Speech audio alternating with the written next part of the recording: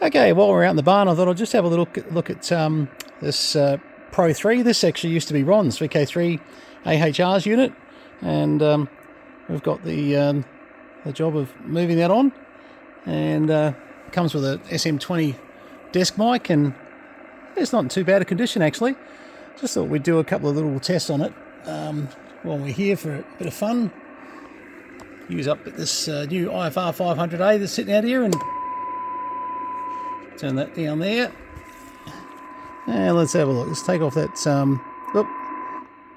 that preamp level sitting there about there. Now we are going to go to FM. Let's have a look. Put a bit of signal into this thing. Oh, it's hearing down to 0.5, 0.2 there, so not too bad. Let's come up, and you'll see this display starting to come up, and obviously the S meter at the same time. And we should get around about 50 microvolts. That's best 9 there. And if I go 50 microvolts, probably just a little bit over 50 microvolts is just with preamp off. Yeah, it's about right. And as you can see, it's picking it up on the upper side there, and yep, floating nicely. And AM, hang on, sorry, AM, and let's just put it on the AM generate. It's looking good. Obviously widens up on FM there. And let's get that tone back in there. Yeah, no, looking good. Looking good. And we should be seeing a bit of output off this thing. Now I'm probably going to blow the front end off this a little bit. What are we at? Let's get... So we're on the 150 watts peak scale over here. Let's just go lock on this one for a moment. 1, 2, 3, 4, 5. Oh, hang on. AM. Helpful. I went back to sideband for a minute. Right. 1, 2, 3, 4, 5. 1, 2. Let's have a look at its power output. Hello, hello. Well, that's a good 90 watts there. 1, 2, 3, 4, 5. 1, 2, 1, 2, 3, 4, 5. 1, 2, 1, 2. Hang on, just go there. Let's go back to average. Hello. Yep, that makes sense. So performing pretty well there. Wouldn't worry about the slight difference in 100 to 90 watts to 100 watts on a piece as old as this. It will sort of vary a little bit, but let's have a look. Out of interest. No.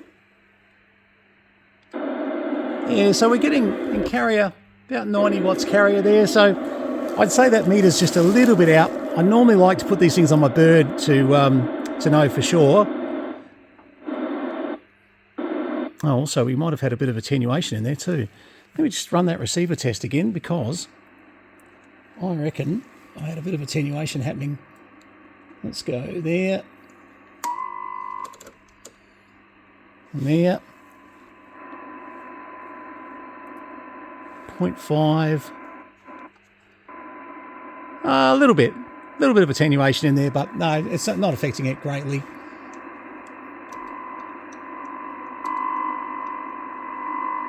And then I come back up to, just want to check back at 50 microvolts again.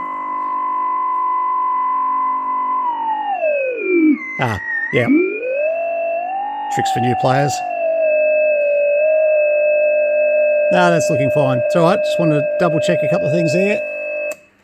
Certainly receiving okay. Just a little bit off the sideband, just a bit there, so I wasn't actually getting the peak of the signal there. And I thought, anyway.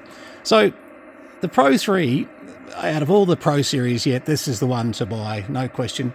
And look, a lot of you know that I'm not a huge fan of the 7600s with that board that goes 40 with them all the time. You know, when you've got a board that's over $1,000 that needs replacing and they're just not repairable, they're a multi-layer board. The Pro 3 didn't suffer from a lot of these kind of issues where you were stuck making a decision you didn't want to make. They really were a lot nicer, to get rid of that, in the fact that generally anything that ever went wrong with the Pro 3 was reasonably cheap to fix. You know, don't get me wrong, you know, there's still a lot of people talk about the displays and different things, and there's an LED conversion which I'd almost suggest for them at this age, it's probably not a bad idea. But I was only saying to someone the other day, even though the internet talks about displays being faulty and the backlit, sort of CFL display lighting, giving trouble, I've actually never seen one, never had one faulty. So, and I've had a lot of Pro 3s, 20 plus of them, at least actually. So, yeah. But look, anything that's getting into this age bracket, sure, you've got to allow for the fact that you may have the odd thing here and there over time that can be a bit of a problem. Let's have a look at it on 6 meters. I was sort of curious just to take it over there and trying to think. We need to get some digits happening here. The reason I put them on 0.1s is because it's easy. Okay, let's have a look. And oh yeah, heaps of signal there.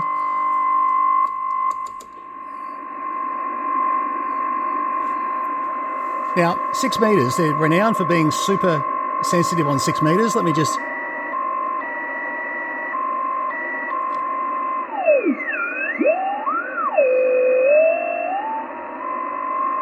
Close enough there for what we want to do. But let's have a look. We're at 0.5 a microvolt there. 0.2. Still hearing that quite well. So, yeah, 6 meters. These are renowned for being a great radio on 6 meters. No question about that. And this one's just proving itself to be the typical Pro 3. They were super sensitive on 6 and they certainly did a great job. Let's just have a look on CFM. You're getting the same, sort of about 90 watts there. So, yeah, quite happy with that. And you'll get the same with your Hello 1, 2, 3, 4, 5. Same sort of signal there. So, yeah, look, great little radio, and the fact that, your HF and 6 was covered so well, and it's still a nice, imposing sort of radio, and the fact that it's got a bit of substance to it. And over the years, I've always said to people, look, you really can't go wrong with the Pro 3. Obviously the first model Pro, they had those display issues. The Pro 2 was sort of, obviously the first colour screen that came out, and it was definitely very good. I just think the Pro 3, they tightened up everything. They got it right. And don't get me wrong, if it wasn't for the problem with that board in the top of the 7600s going faulty, causing such a dilemma, an expensive dilemma, they were next level, no question. They were definitely next level, but you've just got to be prepared for that $1,000 plus cost. I think there were $1,200 or $1,400. I'm trying to remember if that was fitted by Icom or if that... No, it was definitely not fitted. No, I think the board cost was about $1,200 or $1,400. So, that's where the Pro 3, literally, the board that you're going to replace in the 7600 is going to cost you the same price as the Pro 3. So this is where you've got to sort of weigh things up a bit. But yeah, 7600s, while they're working, good radios while they're working. Anyway, so basically, yeah, just, you can flick through very fast to get through bands, etc., on these things. They're really easy. You can set up your repeater splits for obviously 10 FM, etc. If you head up to wrong one, sorry. Oh no, I'm doing it the hard way. Actually, that's the other feature you've got. Hang on, just is if I go 29, oops, 9, 6, and go enter, and I got it wrong because I forgot to put the 2 zeros in. Okay, good one. Let's try again. That might work better. Right, and of course FM here on 29.6. Great. Look, they do have good receivers, these radios. So even like whether you're on 10 meters FM or 10 meters 28490 sideband usage, no, they're brilliant. I did my time on one of these for a long time. It was what I could afford back in the day, and I got to say, it was more than that to me, because I just felt like the Pro 3, yeah, it especially 10 meters, which I love so much. I wasn't using 6 so much back in those days, so I shouldn't really talk to that too much. It's more other people's experience that I'm talking about there. But I've got to say, 10 meters and 20 meters, which were the 2 bands I was set up to really do some damage on when I had a Pro 3, and I had a Monster IR up at the time, one of the the 4-element 40 metre through to 6 metre steppers at the time. And yeah, I've got to be honest, it was a radio that did, you know, so much, so really a great option. Anyway, this is really a bit of a plug for Ron's radio here, just to show you what's, you know, what it is. And it does come with that desk mic, etc., etc. It's, yeah, it is what it is. I'm trying to think of ways to sell it more. They do have the antenna tuner, so you can sort of set up the tuner like so, and it's going to sit there having trouble for a little bit into a dummy load, of course, because it says, well, everything's fine. It's trying to look for a problem that's not there, but yes, it certainly tunes. And what else can I tell you about a Pro 3 before I sort of, look, most of it is just, I love the display. I love the fact, you know, that we can see what's, you know, what's happening all over the place. You know, if I, well, that's a problem. Sorry, not a problem. That's a question. I'm on dummy load here, ACMA. 1, 2. No, it's not modded. Good on you, Ron. I wasn't sure if I was going to come unstuck there. Oh, goodness. Anyway, but yeah, so, you know, obviously the spectrum scope is so handy for things like we inject a, you know, signal in there and say, right, where am I going on this thing? That'll do. Yeah, so, you know, we're seeing it straight away, and, you know, sort of we can sort of go up and down the band and set our spectrum scope. Now, we're only 25 kcs aside here, so actually it's a good thing to show you that that span you can change to 50, 100 kcs aside max. So 200 kcs aside when you're looking at this. So now when we come back up here and we're looking for a signal, bang, there it is. And we can see where it is there on the scope, and we can find it really fast. So, you know, the concept of that being that if you're looking across a band and you're sort of working this frequency, but you see a big blip over here, you can quickly move over to it and say, right, let's work that station wherever they might be. And, you know, there's certainly, yeah, no, they're just very, very nice, nice radios for that. I think I could not live with a full-time radio without a spectrum display anymore. That's probably, you know, being very, very honest. I mean, I do play with them at times. And I'm using one on the bench over there. I've got a FT1000 Mark 5 or something, or Mark MP. I can't remember which one that one is.